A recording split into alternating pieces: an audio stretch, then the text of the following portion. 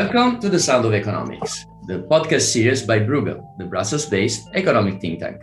I'm Giuseppe Porcaro, and today we are recording live our traditional episode dedicated to the State of the Union speech that has been delivered this morning, 14 September 2022, by the President of the European Commission, Ursula von der Leyen, at the plenary of the European Parliament in Strasbourg. Joining me for this conversation is our director, Jeromine Zettelmeier, our deputy director, Maria de Mertzis, and our senior fellows, André Sapir and Georg Zachman. Hello, and thanks to all of you for joining this conversation. Thank you. There are a lot of things to unpack from the speech, and we will have to be a bit selective, obviously, because the time that we have allocated for this is a little bit restrained, and we will focus especially on those aspects that have an impact on economic policy and the areas of expertise of our researchers.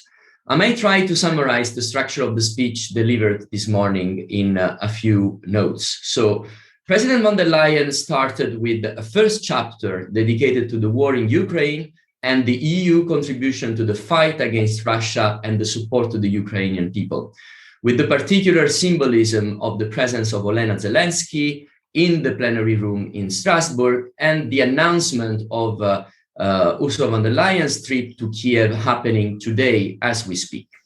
Then she moved to a second section, and I might say more substantial section, about the energy crisis, the electricity markets, and what the Union is proposing to do in the short and the longer time horizon. And then in a separate but related chapter, she addressed the recovery plans, the impact of the next generation EU, and the consistency of all this with the European Green Deal and all other economic measures that are in the pipeline already of the European Commission and the Union as such. Then a fourth section has been dedicated to external policies, in particular the link of trade policy, global value chains, European sovereignty, but also enlargement.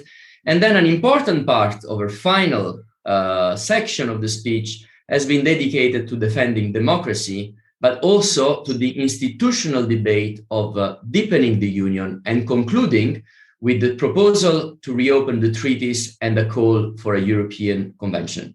So a lot to unpack, and to kick off, if you allow me, it will be nice to frame in one sentence your first impressions on the overall speech and what this first impression would be. So I would like to ask Jeromine to kick off, and then I will ask all of you to go on with this first sentence. Thank you.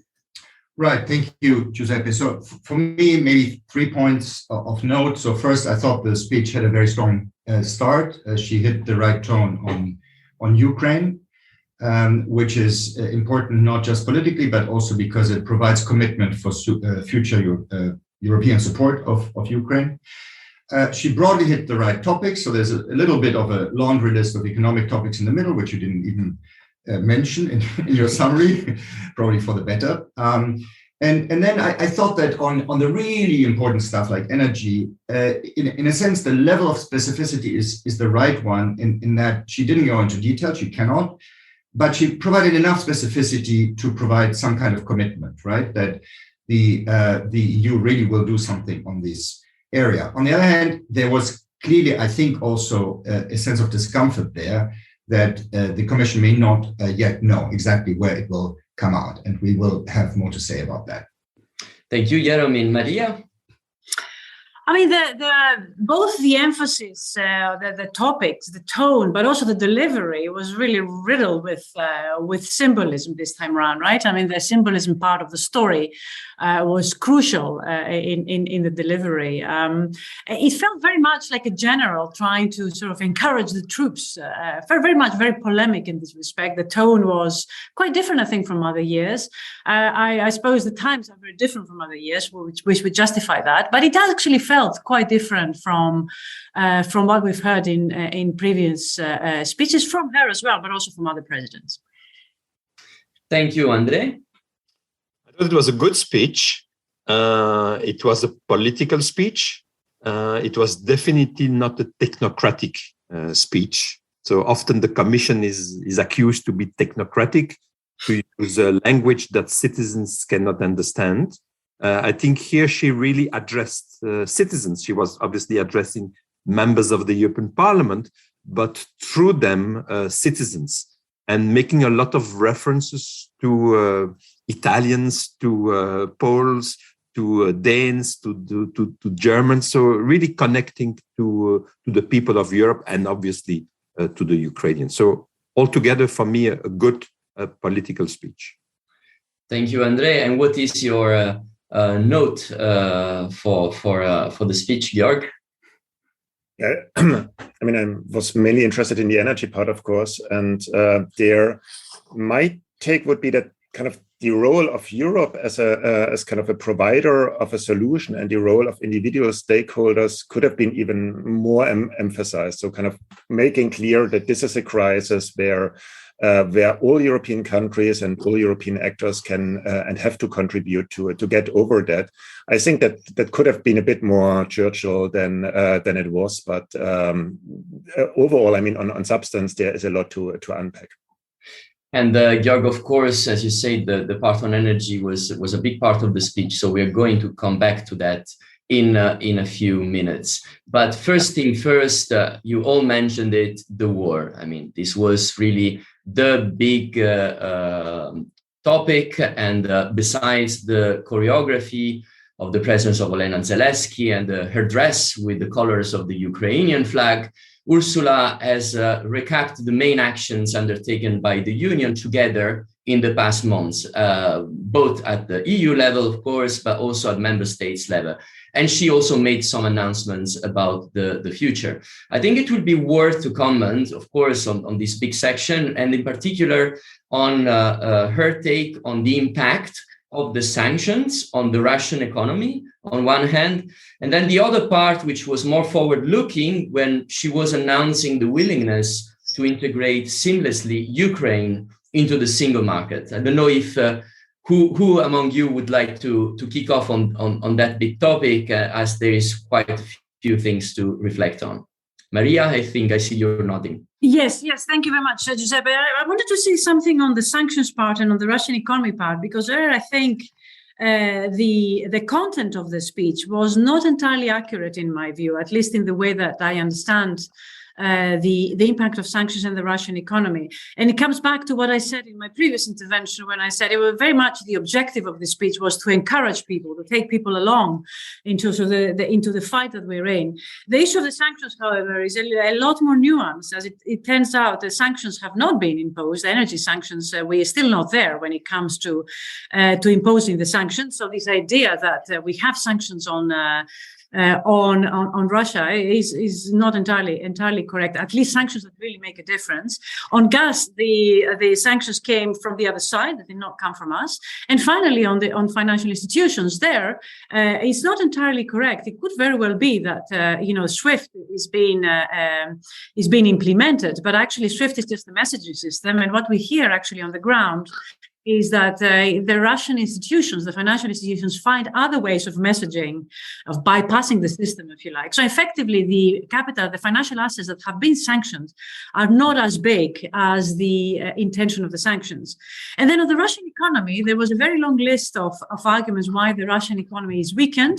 I think the messages of the content of the speech is factually correct.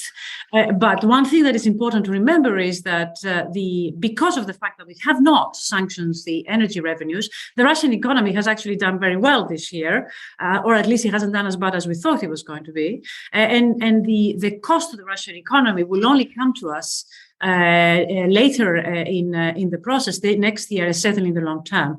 So on that bit, I think the speech was a lot more on the presentation rather than on the substance. Thank you, Maria. And there's a few more aspects in this section. So maybe Jeromin would like to add something. Maybe just on the sanctions points. I think, at the broadest level, her point is right, that the fact that foreign exchange earnings in Russia have gone through the roof, that they have a high current account surplus, a high war chest, that this does not mean that the sanctions are not hurting, right? That was fundamentally her point, and I think she's right on that. In fact, I think one of our colleagues, Joel Daravash, has just published a blog on that point, and I think she's also right that a lot of this effect is going through the fact that imports into Russia are being curtailed, and that is having very concrete economic costs, including output costs, and particularly next year, these will be even bigger. I think the point where we may need more nuance, or at least have more realistic expectations, is that in the long term, I don't think this will cripple the Russian economy. So this will certainly hinder lower Russian growth over the long term, but it is not going to basically immobilize the ability of the Russian economy to finance the war. It will make it more difficult, but in order to immobilize Russia, we will have to rely on military deterrence. Do we make anything out of her announcement of this seamlessly integration of the Ukrainian economy into the single market? Andrei, maybe you might. Yeah, maybe I can say a word of that. First, I thought, in a sense, it was good. She did not raise undue expectation about Ukraine joining the European Union within the next, let's say, 5 years. After all, in June, there was the unanimous decision to grant Ukraine the status of candidate. She did not say anything about when the negotiation would start. And for that, the Commission needs to make a proposal. And then again, there needs unanimity among member states. So she did not go in that direction.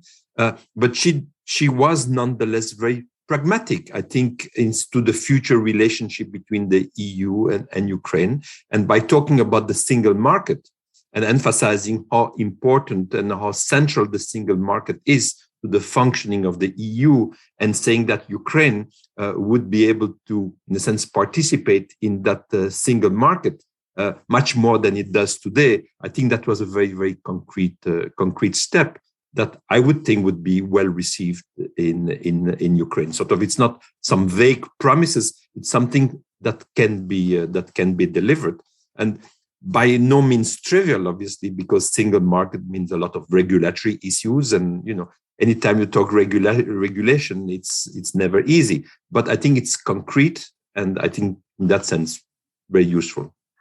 Yeah, Romain, you wanted to add something. I just wanted to point out, she very carefully avoided the words integration into the single market, right? Or entry into the single market. What she said was seamless access to the single market. So they're outside the single market, but they're supposed to sort of maximize the benefits from the single market in all respects, but joining. So what can this concretely mean? Well, labor mobility in some sense has occurred indirectly through the refugee channel. So maybe, but in a structural sense, it's not there yet. And access to labor markets in the EU is not there yet in the same way it would be if they joined the single market. So what I take this to mean is that rather than just having free trade, one has to work on regulatory barriers and what's known as behind the border barriers to make trade smoother, essentially. Thank you. And now the big thing, obviously still related to the current situation with Ukraine, which is the energy crisis and electricity markets. Here, she followed a script which more or less had been announced in the past few days, mentioning the proposed emergency package of demand reduction, targeted support, windfall tax, and possible gas price caps. But also, when speaking of the longer term, she symbolically switched to French when she was speaking of a potential future European hydrogen market. Georg, you are closely following all these as one of our energy experts at Bruegel, and I would like to ask you to take and kick off this commentary of that section on that topic. No, I mean, probably it's the most challenging part also for the Commission at the moment, because they at the same time have relatively limited competences due to the treaty that gives the powers on energy and social policy to member states. And so she tries to stay away from essentially proposing too strong measures that the Commission might not be able to take it themselves. But of course, that also makes it sound relatively,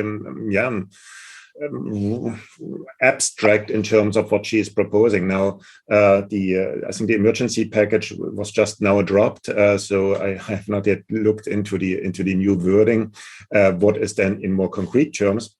But what we understand is that overall, the high prices have significant redistributive effects. So consumers are losing, certain exporters and certain energy companies are gaining from that. And the Commission would like member states to undo that to a certain degree as much as possible in order to keep social peace and also to keep energy-intensive production or overall industry in Europe working.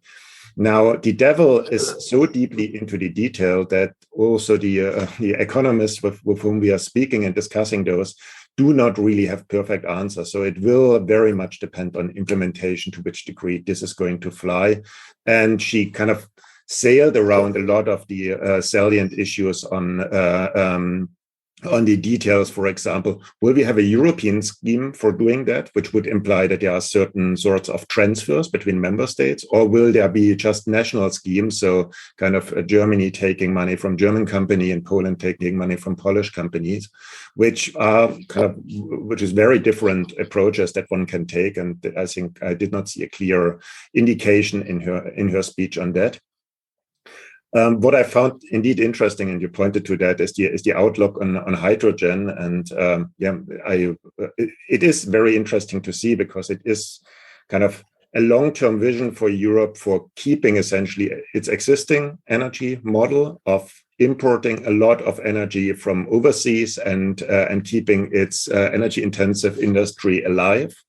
There would have been alternative approaches and alternative thinking about Europe's future of industry, maybe kind of more higher up the value chain. So she did not discuss that, and it's quite interesting that it has been dropped in this important statement, and particularly in French, because as I understand the debates, the kind of pushing for a hydrogen economy is still very strongly linked in the discourse to the German political discourse, and less so to the French one. Thank you, Georg. Who would like to jump in for complementing what we just heard?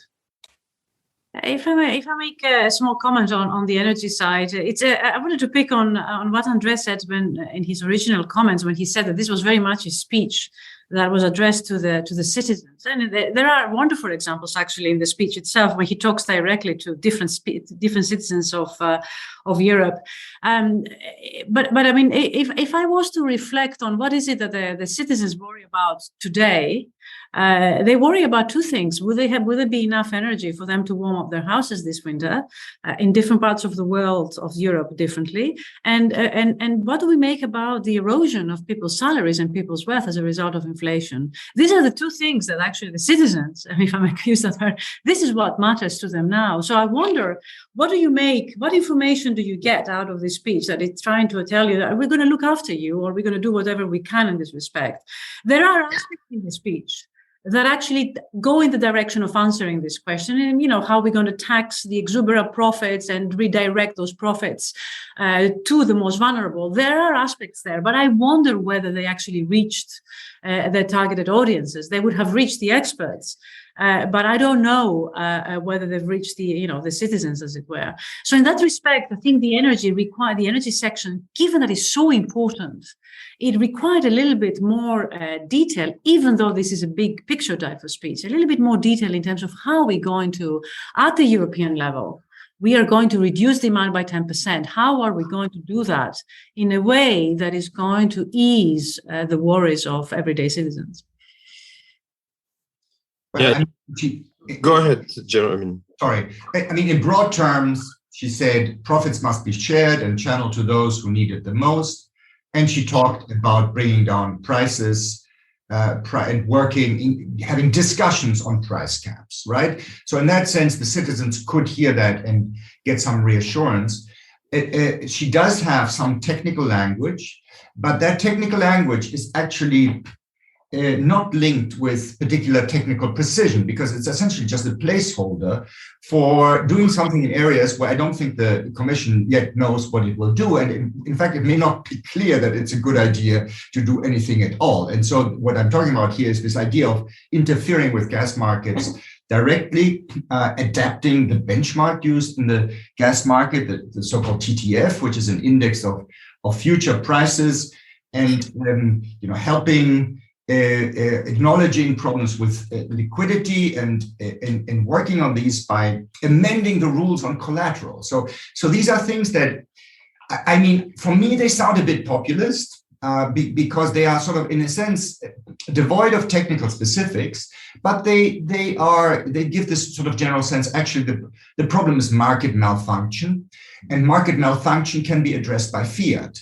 And I'm not sure that's entirely right. So in a sense, I think she took a risk there, because I don't think we know yet whether any of this will work, even in the short term. But I'm not no energy expert, so I would like to hear Georg's or Andre's views on this. I'm even less of an energy expert, so I'm not going to be able to fill that space.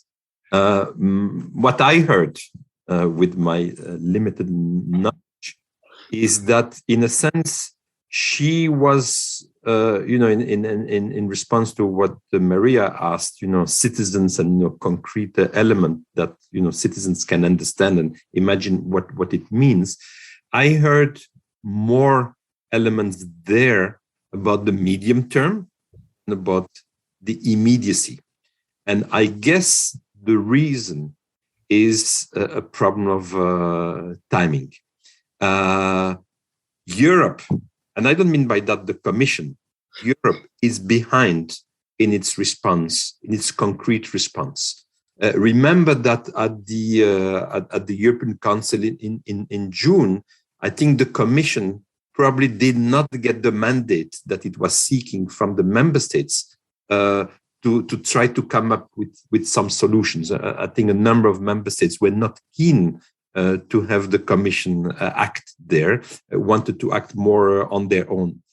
By the end of August, the situation has changed. And now I think there is much more demand on the Commission to come up with concrete responses, but those concrete responses are not yet there into the details that citizens can know, what it will imply. And so, the timing of the speech is as it was obviously foreseen, and yet the Commission cannot yet make announcement, because I think it would risk to be on a limb, because it would, she would have said certain things that, maybe member states would not agree, and that definitely would not be a good idea. So she spent perhaps a bit more time talking about hydrogen, and hydrogen is not for this winter, obviously. So I think that there was this timing issue.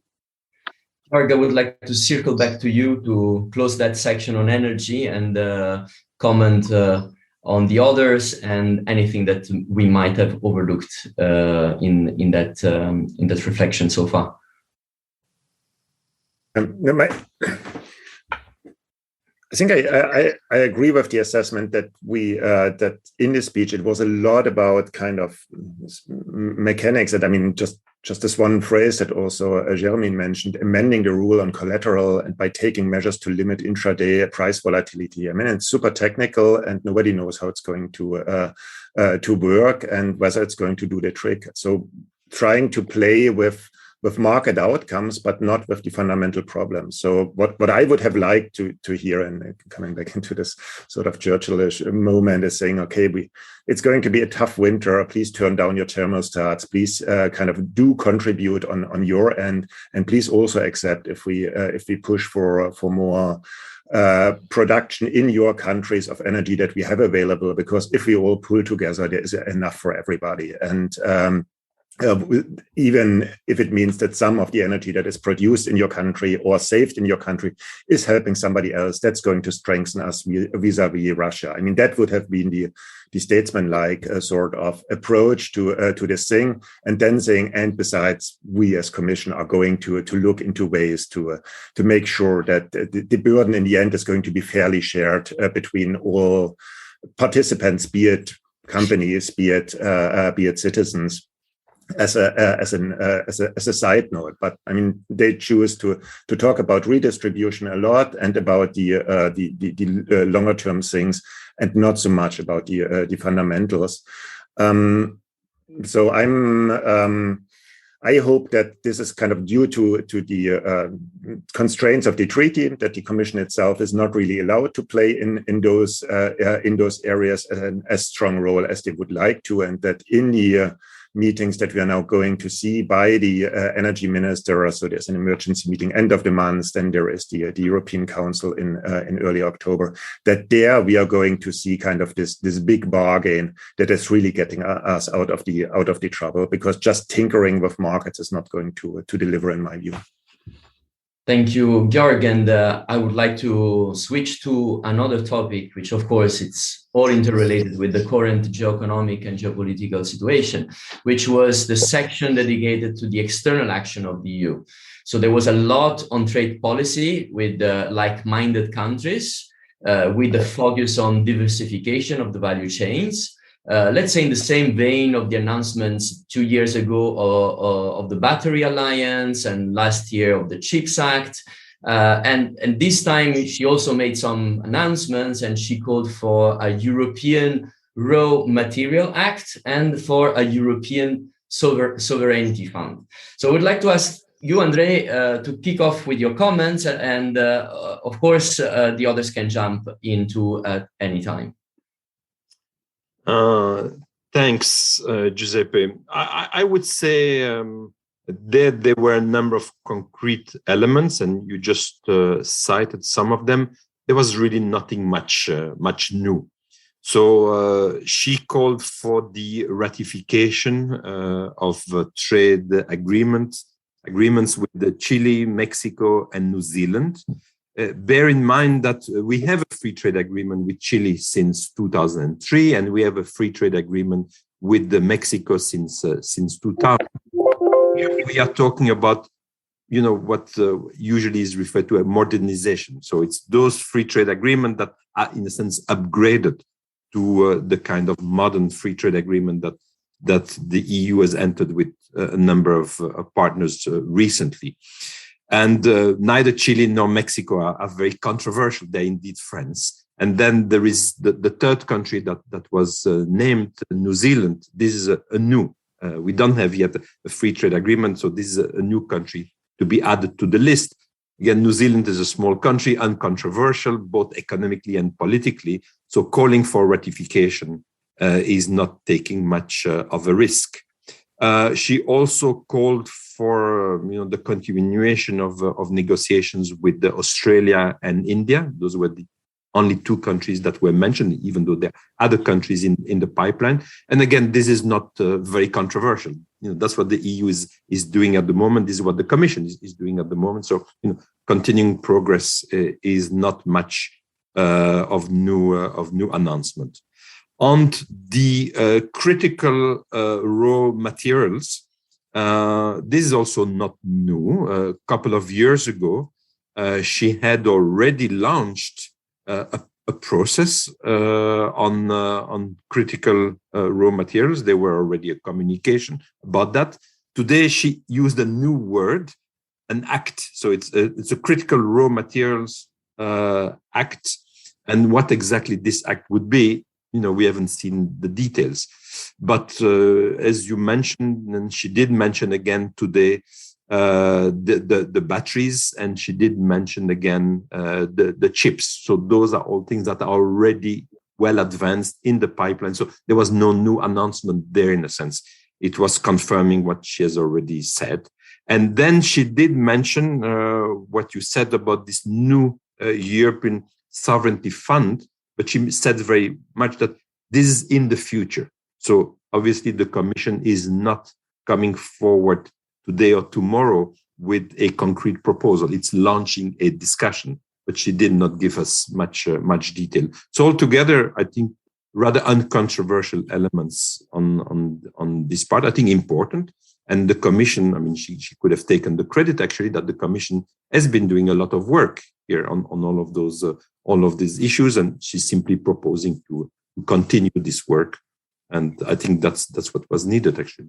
And Andre, just if I may follow up, the fact that she didn't mention anything about multilateral organizations in this section, is it something that shocks you, or like that you would have expected to say something on WTO or multilateralism at all? I mean, it seems that she brought in the new de facto situation of having to make alliances with like-minded countries. Is that what I understand? No, I mean, if you look at, I'm as everyone knows, I'm stronger multilateralist. So yes, I'm always pleased to hear the word multilateral in any manner.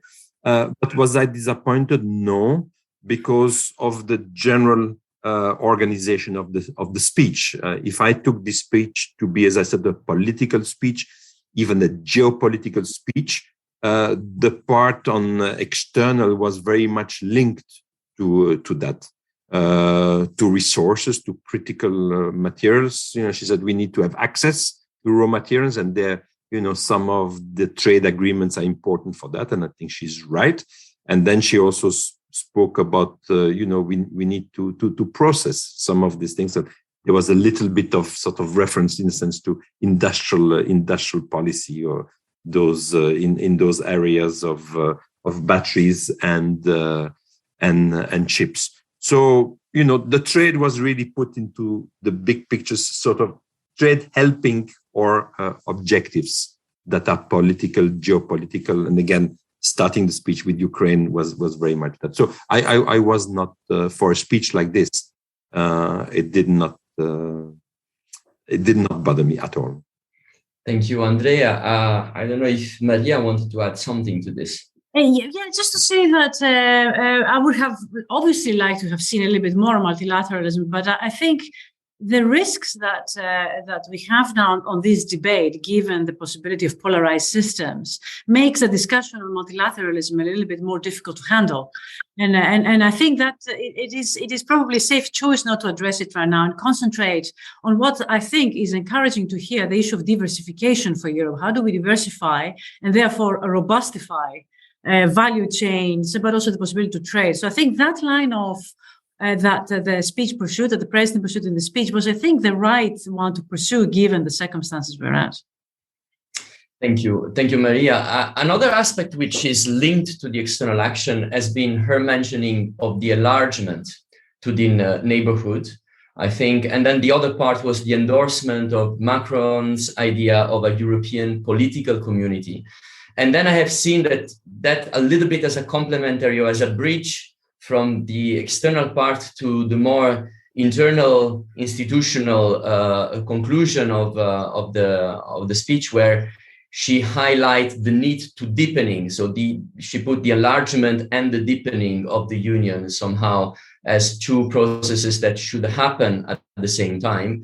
And then with the dropping this idea of revising the treaties with the call for a European convention, which may have sounded for many as an unexpected proposal. So what do we make of all this? I know that it's a lot of things bundled all together, but I try to make a bit of a red thread on some of the aspects. Perhaps Andrea, especially concerning this external internal dimension and the revision of the treaties. So yes, indeed. So there, I think the external is not sort of external global, but it's external vis-a-vis the neighborhood, and in particular the eastern neighborhood, obviously, and Ukraine always being in the background or even in the foreground. So yes, she did in a short sentence, though, she did show her support for Macron's idea of a European political community. But I would say she did the minimum job there. She did not expand on it. She just said, she supported, and obviously there's going to be a meeting of for the first time of the European political community and at the level of heads of states at the time of the next European Council. So she supports it, and it's taking place, and that's that. So she did not expand much. She did talk a lot about democracy, and I think that was good in a sense. She sounded a little bit like Biden in December last year, when you remember he had Biden at the summit of democracy, and she sounded a bit on that line. We need to assemble around the world the countries that are democratic against the autocratic countries. But I think then she went further, and I think that was welcome in my view, because she also talked about, in a sense, democracy within Europe. It was not just sort of at the global level and countries outside of Europe. It was also inside Europe, and that's a more delicate and although very much needed. I think she realized that one cannot speak about democracy in the world if we don't have democracy within Europe. And there are some patches where there are issues to be raised. And I think it's good that she did that. And then indeed, she ended her speech on the issue of the European Convention. So she recalled the fact that there had been a process, the conference on the future of Europe, and that many, particularly in the European Parliament, were calling then to be followed by a European convention. So far, heads of states have not endorsed formally that idea, but the European Parliament has. And in a sense, where she was talking from, at the European Parliament, I think it was also important that she did show her support for this idea to the members of the European Parliament. And I very much hope that heads of states will have heard it and will follow her support. And I think it is important indeed, in connection with enlargement, to deal with the deepening. So lots of topics there to be dealt. But she didn't say much, but she simply said she supports the calling of a European convention, and I think it was good that she did. Maria, would you like to comment on that? Yeah, maybe. I mean, I share entirely what actually Andrea just said. I thought it was a very good thing that she addressed the candidate countries, and she gave really a message of hope there that, you're part of the family. I think she used the words that are actually, again, symbolically very important for the citizens of those countries that may be listening in. I think that's important in this, certainly the current juncture, to give messages that there is the possibilities there.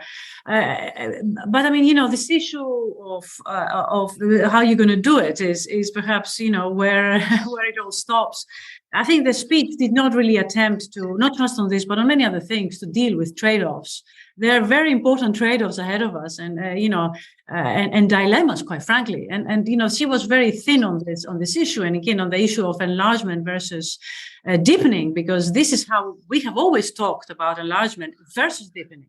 Now we're talking about enlargement and deepening. I don't know how that preposition changed, but I think the underlying problems actually still remain. But in any case, I think Andrea is right in saying you can't tackle everything in these speeches, and you have to strike certain tones. I think on the enlargement side, she struck the right tone.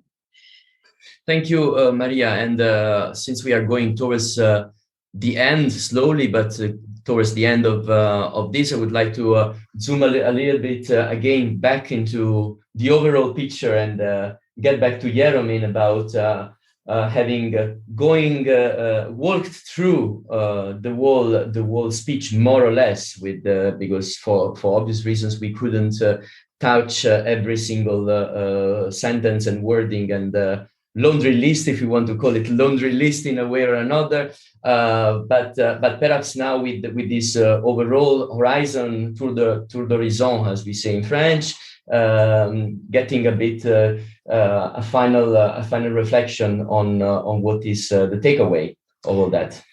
Yeah, I just wanted to touch on two issues that haven't been mentioned, but I think are worth mentioning. So obviously the issue of the internal cohesion of the union, which is linked to enlargement, deepening, and so all the political aspects, is also about economic governance.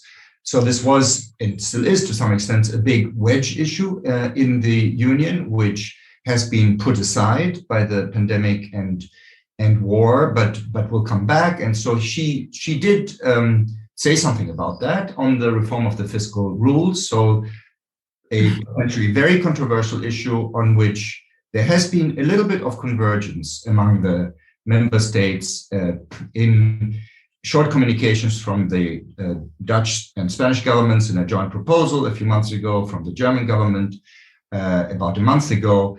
And so she makes 2 points here. Member states should have more flexibility on their debt reduction paths, but there should be more accountability on the delivery of what we have agreed on. So I think one can safely say that this reflects consensus by now, by and large, among member states. So even the Germans would sign up to the idea of more flexibility on debt reduction. What is not clear is how one does it, particularly on the accountability issue. So this is where we are sort of eagerly awaiting a Commission proposal in October. Actually, on flexibility on the debt reduction path, we know there is something concrete behind this, which is to give up on the so-called 1/20th rule, which is too technical for this debate. So I just wanted to make that point. I think it's important that she mentioned this because it is a simmering issue where the Commission will have to also deliver something concrete. And then I have a final question. So one thing that I thought was, quite nice, and maybe you guys expected it, but I didn't completely expect it, was her really nice words about Queen Elizabeth II, and particularly the context in which these words were uttered, because it was, in a sense, an unconditional endorsement. So there was no attempt to put this into the context of the difficult negotiations and relationship between the EU and in the UK, nothing to do with, the Northern Ireland Protocol was not mentioned, no problems were mentioned. She was simply mentioned as a European figure embodying common European values for humanity. And, it's sort of the like-mindedness in the end that we have with the UK and of course beyond the UK was very much emphasized. So I thought that was a nice gesture, and maybe also one of political significance given the changing government that we have just had in the UK. So I think a wise and, in a sense, hopeful gesture on the side of the President of the European Commission. Thank you, Jeromin. I don't know if on this last question any of you would like to react. If not, we are going to go towards the end of this episode, because obviously we touched so many topics which would form a whole series of podcasts for the next future. But obviously, they are also core topics of Bruegel research. So in any case, we are going to keep continuing discussing each of them in a separate way and format, and both in other episodes of The Sound of Economics, as well as through the analysis of our scholars in our blogs and publications, which you can read always in open access on our website, www.bruegel.org. Thanks a lot, Jeromin and Maria, Andre, Jörg. Thank you. Thanks, everybody. See you soon. Thank you. And thanks to all our listeners. Until next time, bye-bye.